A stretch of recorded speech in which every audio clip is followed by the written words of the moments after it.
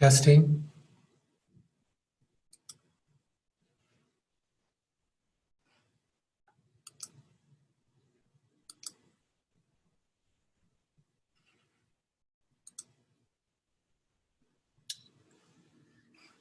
Welcome back, students. I would like to start section 4.5, and I'll be assigning that section at the end of this video. Section 4.5 would be due then a week from today. I believe that would be on a Thursday, April 1, if I'm not mistaken. But to begin today, I would like to review just a couple of examples from our previous lesson. The previous lesson was partially on the normal distribution curve.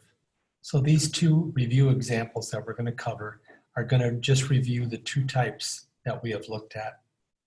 One is where we find a probability, like you see in this particular example.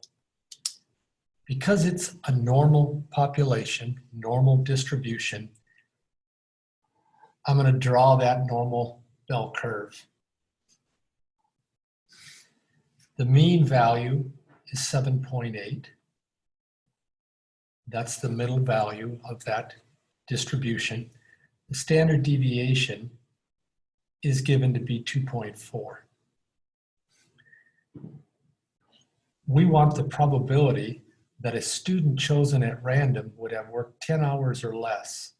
10 is greater than 7.8, so I'm going to put 10 over here someplace.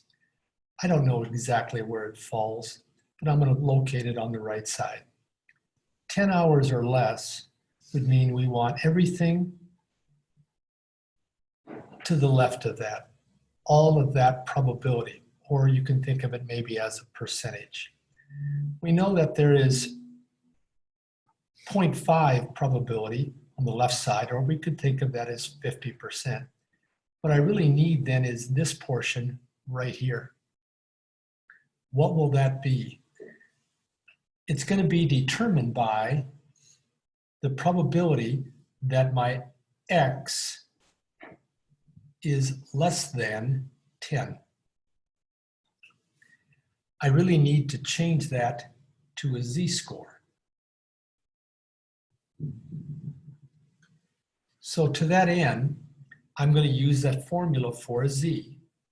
That formula for a z, you remember, was your x-score minus the mean divided by the standard deviation. So my x-score in this case is this 10 minus the mean 7.8 divided by the standard deviation 2.4. When you calculate that out, the z-score, I believe, turns out to be 0.92. That's the z that corresponds with that 10. I need now to look up that z-score in the chart, 0.92, and find the probability from the middle out. So here's our chart. Keep in mind, all of these probabilities are giving you the probability from the middle out. If you remember, we had 0.92. So I'm going to go to my chart, look under the Z column for 0.9, and then in column 0.02. That gives me 0.92 right there, 3212. That means this probability is 3212.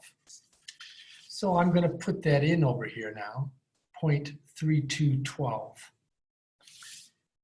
I want all of that probability or all of that percentage, which means I need to add those together. So my answer would look like 0.5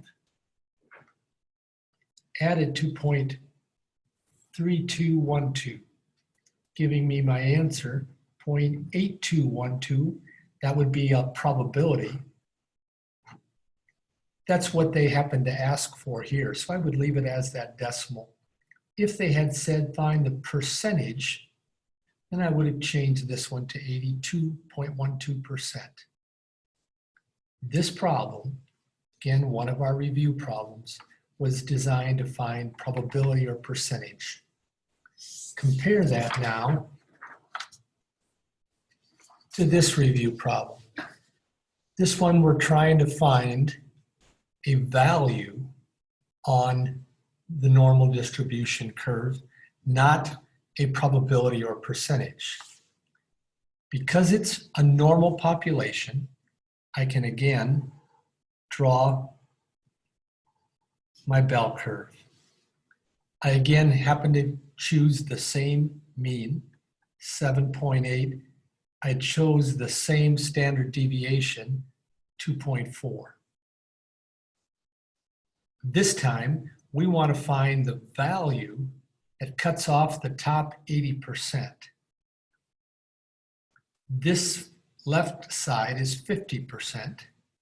So 80% is going to be more than that. I'm looking for this value, which we're going to call C, that would basically cut off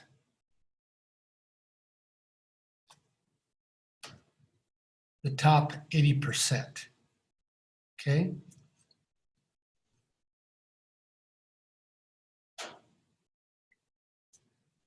That 80% would have 50% right here, which means there has to be 30% right there. The first thing I need to do is to find the z-score that would go with this C. What is the z that corresponds to that 30%? Notice the 30% is from the middle out. So I go to my chart, which gives me from the middle out. I try to find now in the middle of here that 30% that I was looking at right there. Usually it won't be exact. These two are the closest to 30% or 0.30. This one is slightly closer. So 0.84 is the z-score that corresponds with that. Now, to find that actual C or that actual score, you remember our formula for the score, which we happen to be calling C. It is equal to the mean plus our z-score, which we just found, that was at 0.84, times the standard deviation. So I have 7.8. My z-score, which we found to be 0.84. By the way, if this C had been on the left side, that would have been a negative z-score. But because it's on the right side, it's positive. So it's a positive 0.84 times the standard deviation, 7.8. When you calculate that, you would multiply those two together and you would get 7.8 plus 2.016.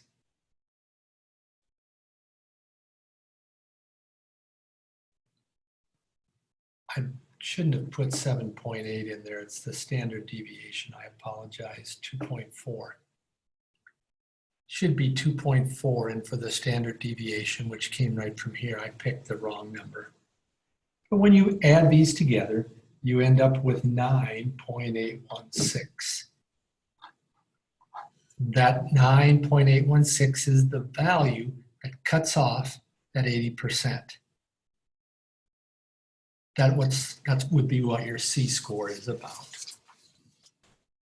Okay? Concept that I'm going to ask you to remember here for today. We're going to be dealing with this a little bit later. It especially has to do with these two z-scores. If you look at a normal distribution and you have a z-score of 1.96 like I do here, and I have its counterpart, a negative, on the other side, the probability that z is between there, or the percent of scores that are between those, I'm looking for those right there. So I'm going to look for 1.96 in my chart and find that number. It'll be the same as the number on this side because these are mirror images. So I'm looking for 1.96 now. Here's 1.9, and here's 1.96. It's 0.475. That's 1.9 column 6, 0.475. That means from the middle out is 0.475. That means from the middle out, 0.475. This one is the same, giving me 0.95 or 95%. What I want you to remember for today is when you have the z's of 1.96, you get 95% between those two z's. We're going to come back to that later. If you had done this problem, we want the probability that x is between these two numbers. We would need to change that x into a z-score. You remember those z's were x minus the mean divided by the standard deviation. So it would have been 10.2 minus the mean, which was in this problem 20, divided by the standard deviation, which was 5. If you had done that, you would have ended up with a negative 1.96, which is why I changed the 10.2 to a negative 1.96. To change the 29.8 into the z-score, I would have used the same formula, x minus the mean divided by the standard deviation. This time my x is 29.8 minus the mean, which was 20, divided by the standard deviation 5. I would have again gotten 1.96, but this time it was positive. So now the percentage of scores that have z's between those was just like we did up here. It's going to be the 2.475s, which we add together to get, in this case, 0.95. Or we could have listed it as a percentage. 95% of the scores will be between there. We'll come back to that later today.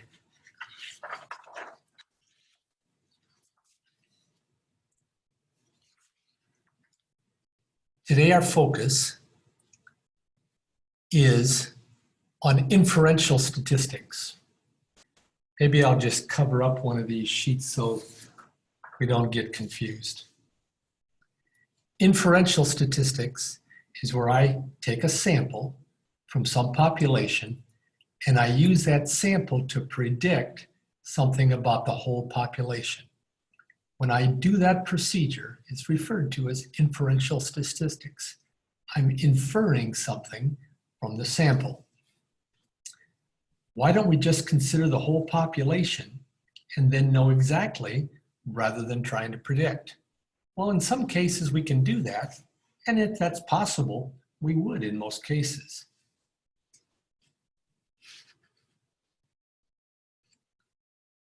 But sometimes the size of the population can be so large it becomes too costly. For example, you've all heard of Gallup polls. They usually have to find a sample of between 1,000 and 2,000 people. And it costs around $100,000 to run a Gallup poll. So sometimes that becomes a very costly procedure. Sometimes it's impossible to get the entire population. An example would be in the case of trying to find the percentage of soybean acres that are infested with at least 5,000 Asian beetles in Iowa on the 1st of September. We can't always do that. Other times the population is so large we can't get to it. When those settings happen, we have to go with inferential statistics.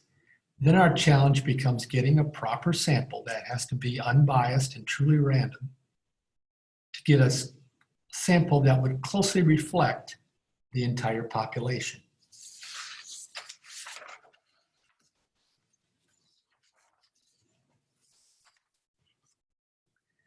We're going to be looking at proportions today and a sample proportion, and we're going to use that sample to estimate a population proportion.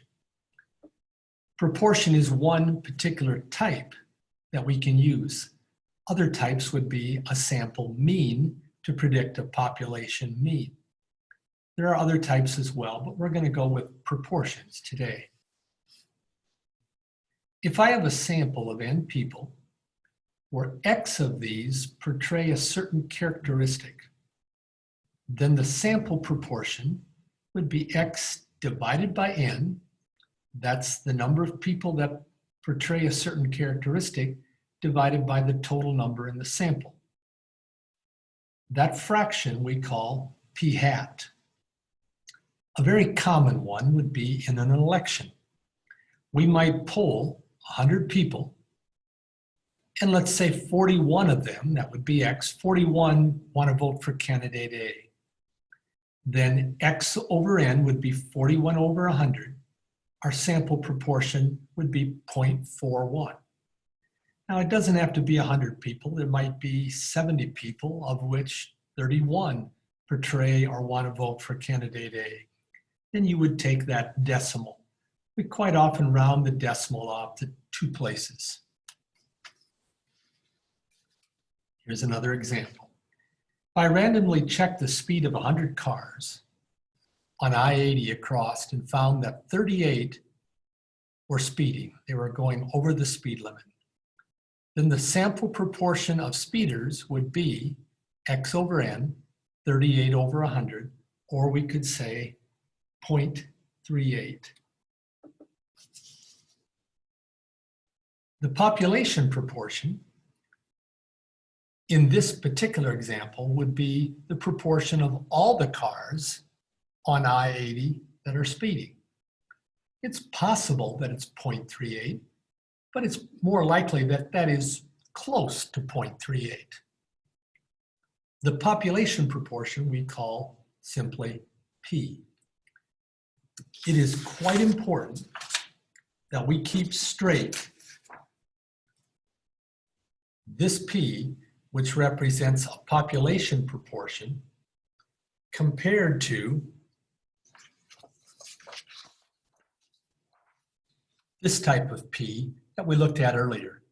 When P is used in this context, it's referring to probability or percentage. When the P is used in this context, it's referring to a population proportion. And it's the context that helps you know what the P means in that particular problem.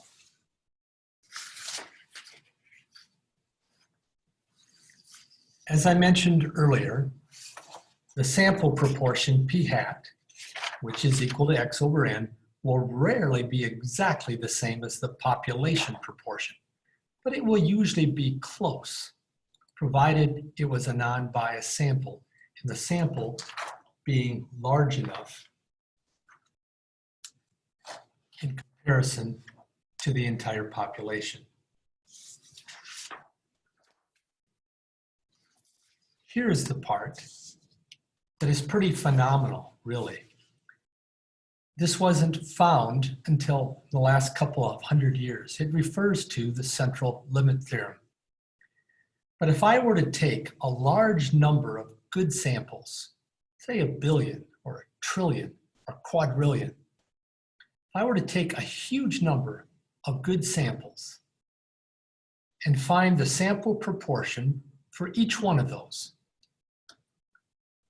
we would have a higher frequency when they were close to the true population P. In fact, not only would there be a higher frequency of the sample proportions close to the true, but all of those billion or trillion or quadrillion would actually produce a normal curve. Wow, what do I mean by that? Let me give you a picture once. Let's say this rectangle represents the population. And let's say we're looking at an election. And I have candidate A. And I find that, let's just make up a number here, 0.41 is the true population 41% are going to vote for candidate A, so it's not as much as over this side. That would mean, of course, 59% would be over here on candidate B.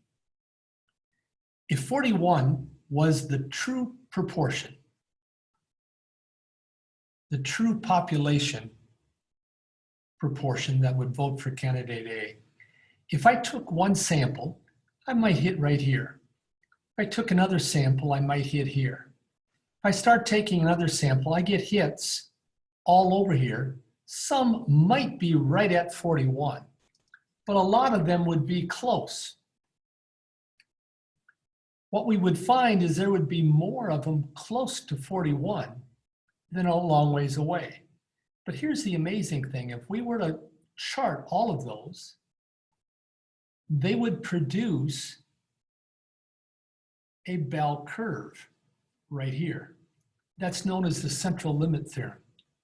It's a very, very important theorem in statistics. We're using it in just one manner here today. But because it's going to produce a normal curve, we can take the properties from a normal curve and use that in that manner.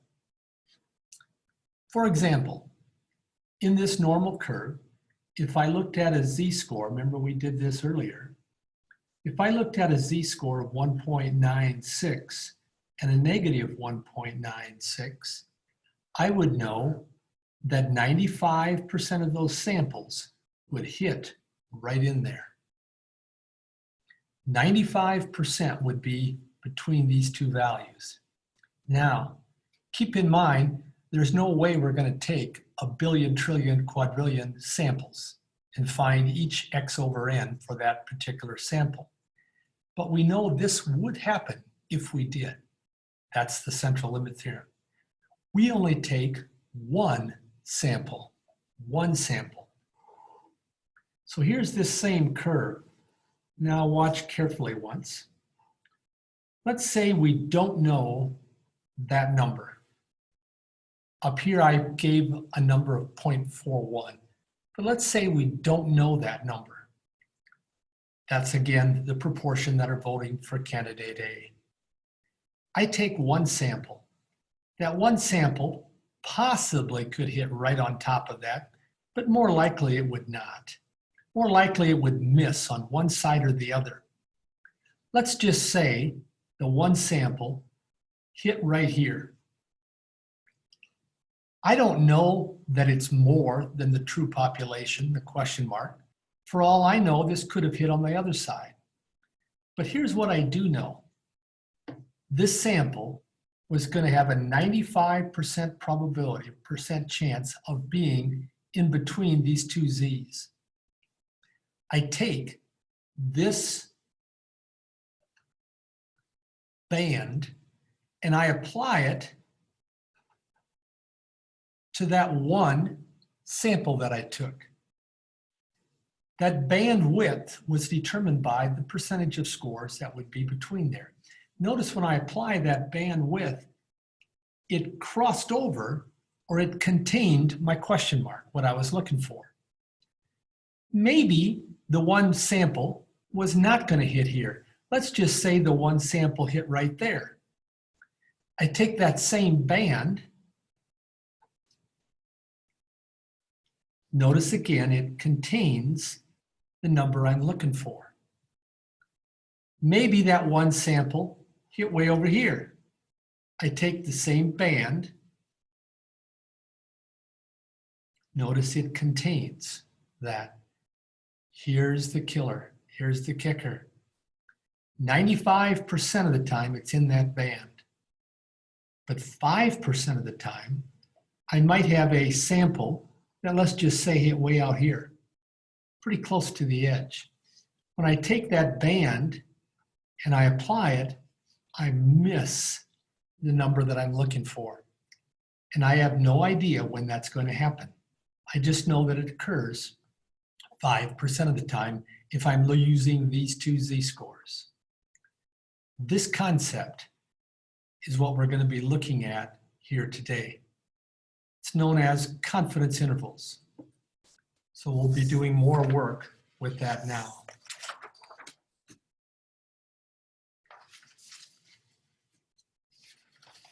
I mentioned that 5% of the time we would miss with the z-scores that I was using. That percentage of times that we miss is referred to as alpha. And that alpha is divided into two groups. So for example, if I have z 0.05, it would mean that I have that 0.05 in that tail, giving me 0.45 there. Sometimes, however, we will also take that alpha and we'll put it as alpha over 2. So if I had a 95% confidence level, that means alpha would have been 5% or 0.05, then I cut this in half. So I cut 0.05 in half, so this, in this particular case, would be 0.05 divided by 2. It would be z sub 0.025. Well, on a graph, that would look like then this. I would have 0.025 here, and I would have that same 0.025 over here, and I would have 47.5 in there, giving me that 0.95 or 95%. This is just a way we use to describe that z-score and that z-score. Don't worry too much about that. But they may ask you to determine these values once right here. This would mean in this particular example that I'm looking for a z-score. This is the tail now. When it's used in that context, that means that the tail is that number. You have to find from the inside out. We know that this is a half, 0.5.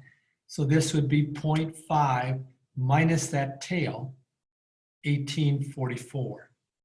That would mean I would have 6, 5, 1, 3. That's the probability from the middle out to that particular z-score. So I go to my chart, I look for 3156 in the middle now. 3156 happens to be the closest to this one. It's not exact, but it's the closest. So I'm going to use that z-score, 0.90. That means that z-score would be 0.90, or this one would have been 0.90. If I have 0.3981, I would put that in the tail, subtract it from 0.5, and I would get that corresponding one there. I believe that one turned out to be 1.27. And then the last one turns out to be, I believe, 2.375. This one, I carried it out to one more decimal place because it happened to fall right in between two numbers. So then we carry it out one more time.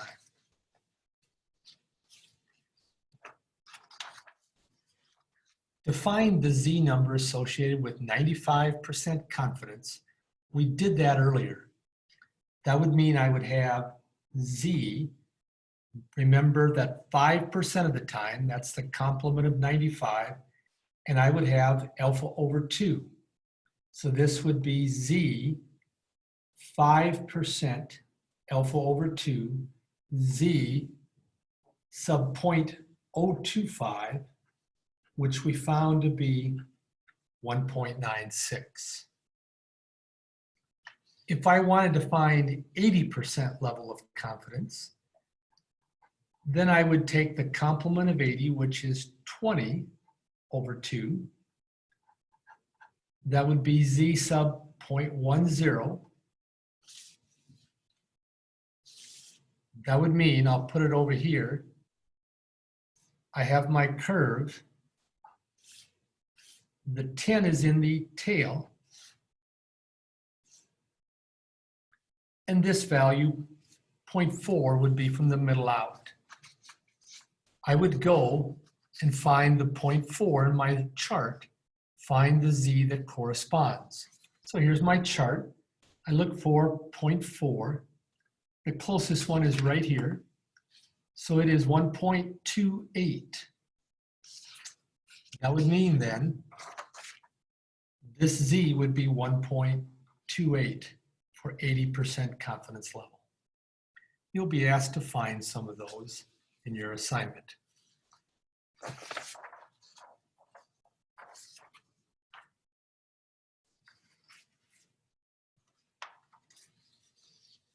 As I mentioned earlier, some sample proportions will have a small amount of error from the true population, while others will have a large amount. That size of error is called margin of error, denoted by MOE for margin of error. There's different levels of formulas for this. One of the more basic ones is this one. Margin of error is that z alpha over 2, z sub alpha over 2, divided by 2 times the square root of the sample size. Copy that formula down for your notes. We'll be using that one here for the next few examples. The probability is alpha that the sample proportion will have an error in it. I mentioned that earlier.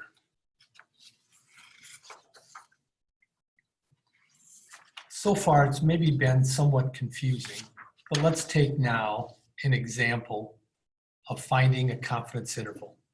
Let's put it together. The confidence interval is going to do this. CI for confidence interval, but I'm going to abbreviate that.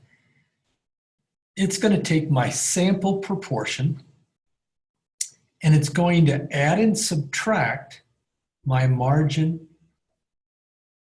of error. That means that sample proportion was x over n. My margin of error is going to be z alpha over 2 divided by 2 multiplied times the square root of n. In this particular problem, I took a random sample of 256 and 64 were in favor of candidate A.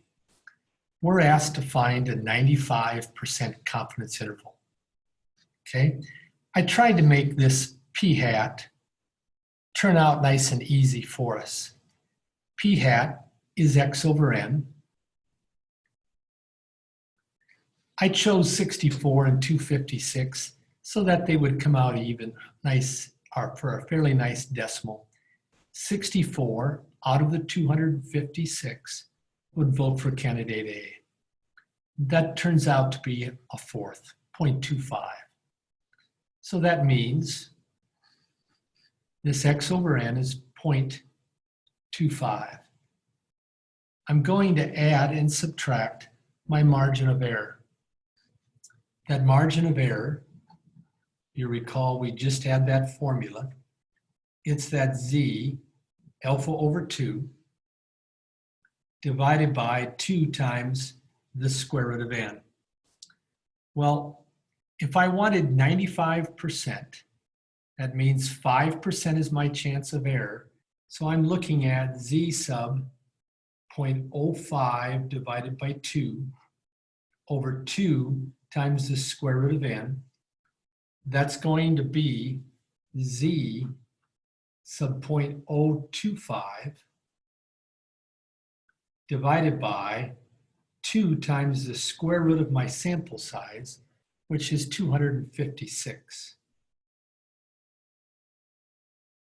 This z-score we found earlier, it happened to be 1.96.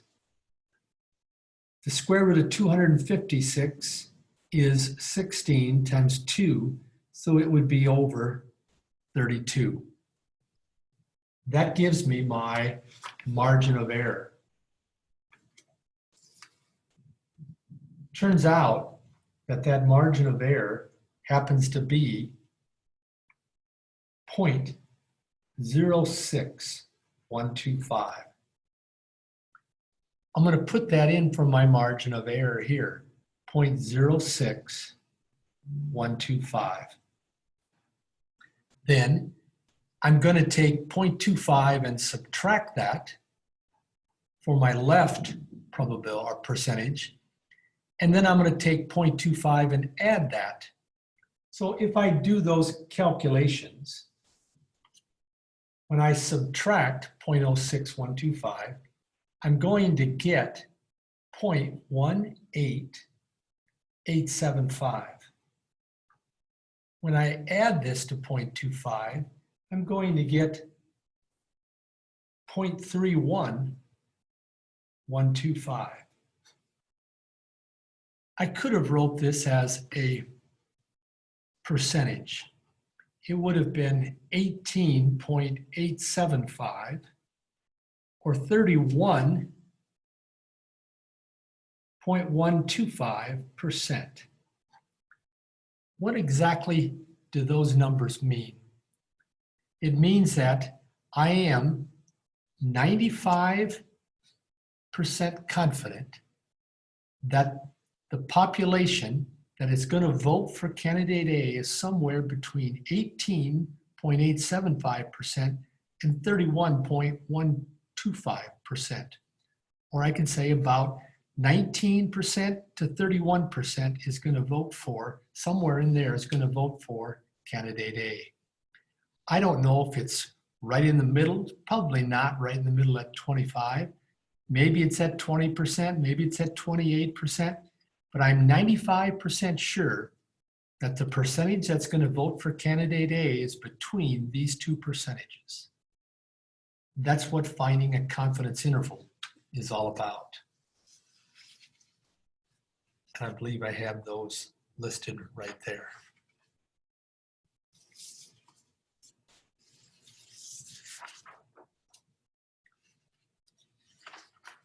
Again, just a little bit of the meaning of what that was. The confidence interval was found to be those two percentages. That does not mean that there's a 95% chance that the population proportion is equal to the 25. 25 just happened to be the middle of that. We're not sure that it's going to be right at 25. It does mean that if we produce that interval like we did, the procedure we followed, 95% of the time, that interval from this 18% to 31% will contain the true population that's going to vote for candidate A.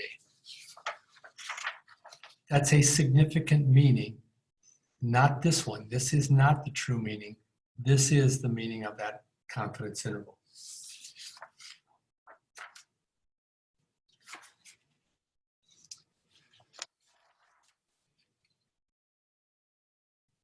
We just got done finding a 95% confidence interval, and it was these two percentages.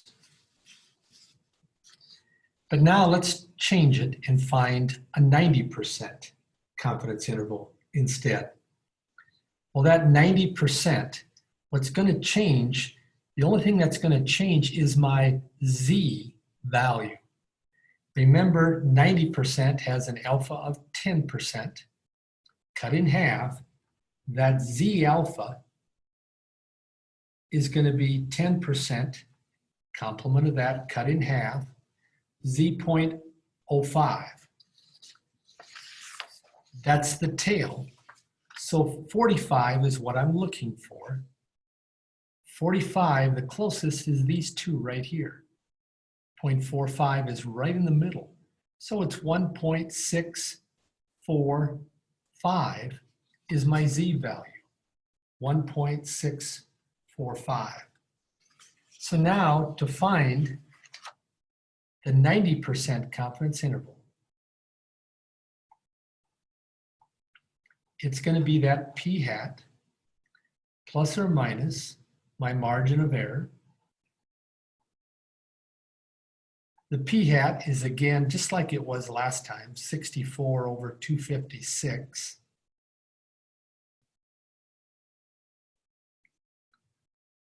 That margin of error, you recall, was your z-score, 1.645, divided by 2 times the square root of my sample size, 256.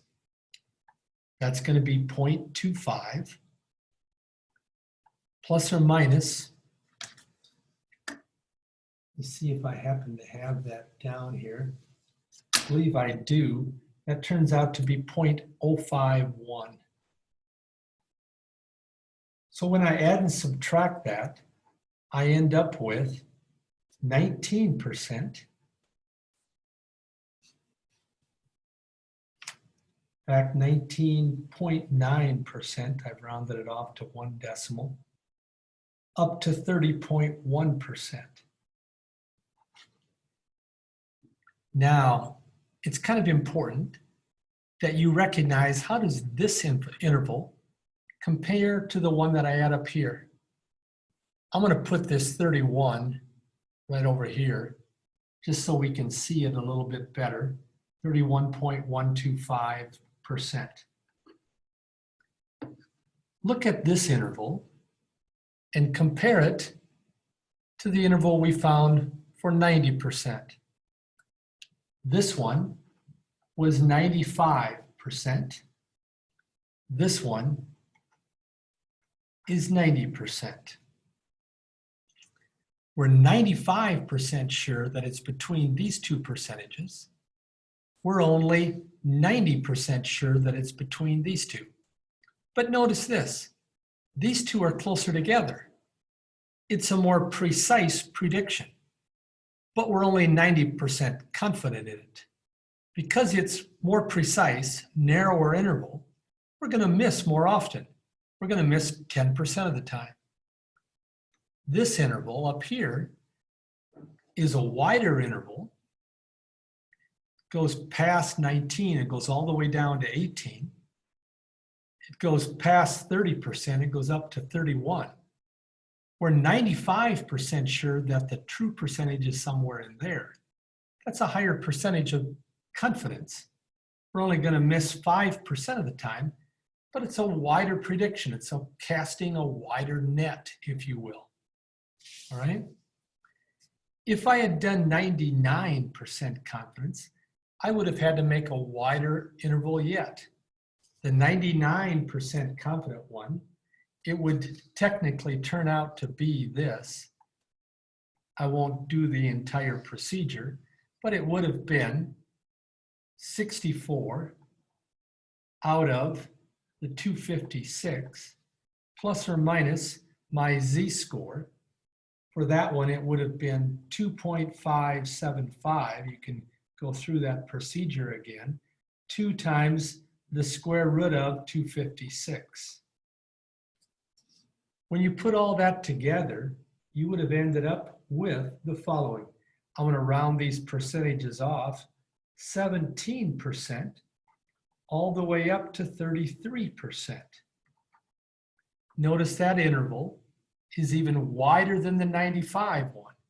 That interval was a 99%. I would be 99% sure that somewhere between 17 and 33% of the population would vote for candidate A. It's a very wide net. The higher my percentage of confidence, the wider the net. The wider the net.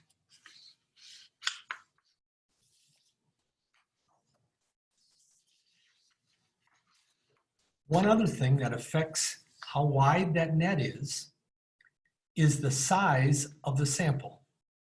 For example, this one, I have a huge sample, 10,000. 2,500 preferred candidate A. I kept that p-hat the same there. I don't know if you noticed that, but 2,500 divided by 10,000, p-hat would have been 0.25, just like it was in the previous examples. But now if I calculate a 95% confidence interval this time, that interval would be between 24% and 25.98%.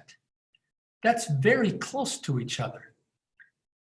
What made this closer than what we did earlier with 95% is the fact that our sample size was so big, it makes it smaller. The larger the sample, the narrower our net is that we have to cast it. That's the answer to why it is more narrow.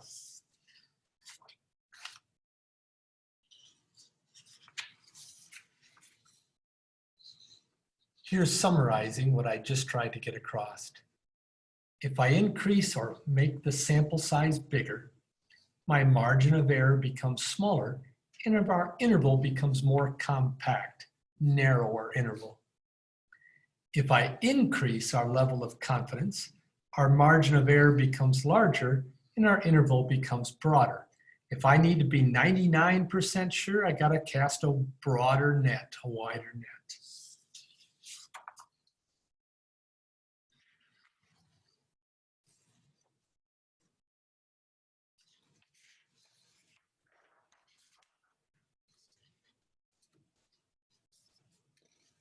Sorry, I need a couple pieces of paper here. Another problem that is frequently comes up is we have to determine a proper sample size to be within a certain margin of error. For example, I want to be 95% confident that my margin of error is within 3%. How large a sample must I have? Okay, well, to do that, that margin of error, we want to be within 3%, or basically 0.03. 95% has a z-score, we found that earlier today a couple of times, of 1.96. 2 times the square root of n, keeping in mind I'm trying to find n, how large a sample, that would be my n. So I take my margin of error formula, set it equal to the error that I can live with. In this particular example, 3%. And now I would cross multiply, use my algebra to solve for that. N would turn out to be about 1,067, or we usually round up to get to 1,068 people. You might have seen Gallup polls that have a 3% margin of error. That means that they had to interview or poll about 1,068 people.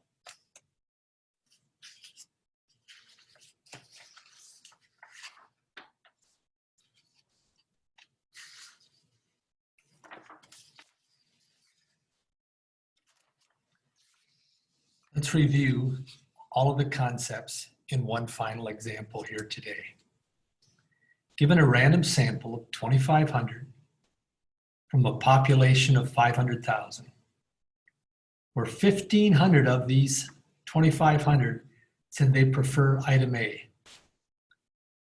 The 500,000 is not needed here, but these two numbers help me find p hat. P hat, my sample proportion, that's what p hat is going to be 1,500 divided by 2,500. P hat, in this case, turns out to be 0.6. We kept it pretty easy. Find the sample proportion, we just did that. P hat is 0.6. Find the population proportion. Well, that's a trick question. That's what we use confidence intervals to try and estimate. If we knew the population proportion exactly, we wouldn't bother taking a sample. We would know exactly what it was. So that was a trick question. Find a margin of error associated with the 90% level of confidence. Well, let's do that one more time. That means my error was 10%. I need to find z alpha over 2. That's z, that error level was 10%, divided by 2. I need to find z sub 0.05. That means that I have a tail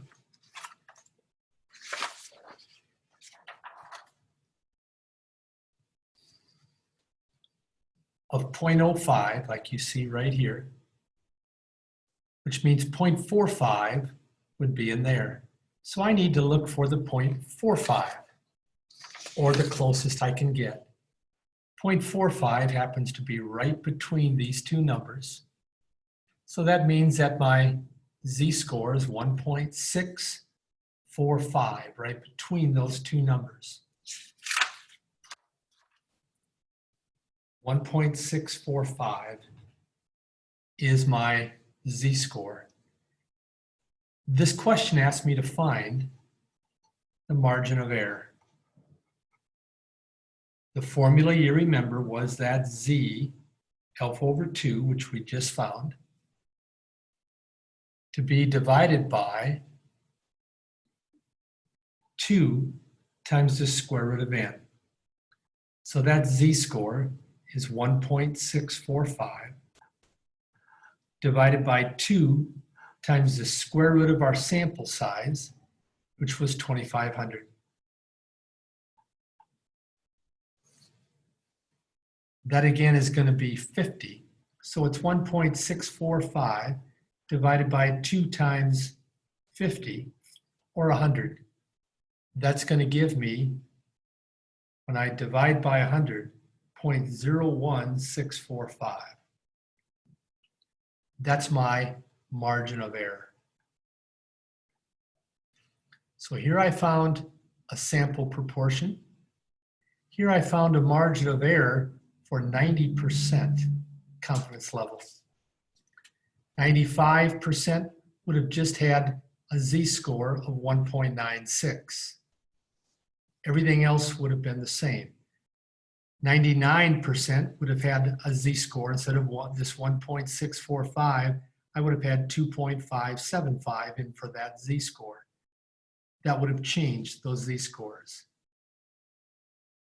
To find the confidence interval now, I'm doing this for number 1 here, 90%. So my 90% confidence interval is going to be that p hat plus or minus my margin of error.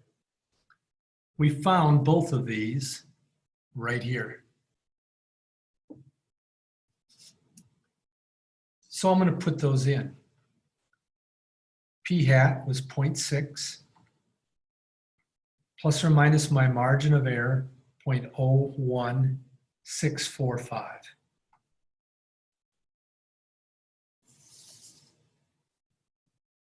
When you calculate that out, you end up getting a margin of error, or excuse me, a confidence interval of the following: 58.355% up to 61.645%.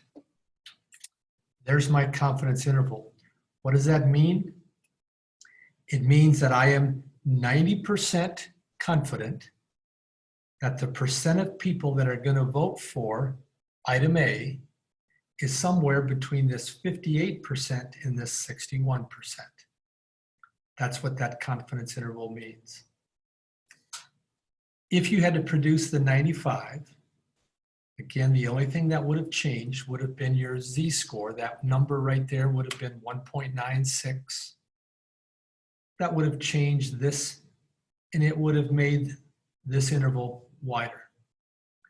If you had gone with 99% confidence, that would have changed that z-score. This 1.645 would have instead been 2.575. It would have made this interval wider. It would have changed that number. Now listen carefully once. Your book is going to sometimes ask you for the sample proportion. or they might call it point estimate, which means p hat. Sometimes this is the only answer you would need to give. Sometimes the book is going to ask you for your margin of error. That would mean this is the number that they're looking for. Unfortunately, the book does not ask you to produce the confidence interval. I wish they would have, because I think it makes a little more sense when you get that with it. On your test, I will ask you for a sample proportion. I will ask you for a margin of error, but rest assured I'm also going to ask you to put it all together, like I did here, to get your confidence interval. And then I will also ask you, what does that confidence interval mean? Again, just to repeat that, in this particular example, what does this confidence interval mean? It means as follows. I'm 90% sure that the people that prefer item A up here is somewhere between 58.355% and 61.645%. So be ready for this last portion on your test, even though your assignment is only going to ask for these first two, this one and this one. That's all we have for today. I'm assigning that section 4.5 again. It'll be due in the Dropbox next Thursday, which I believe is April 1. Have a good rest of your week.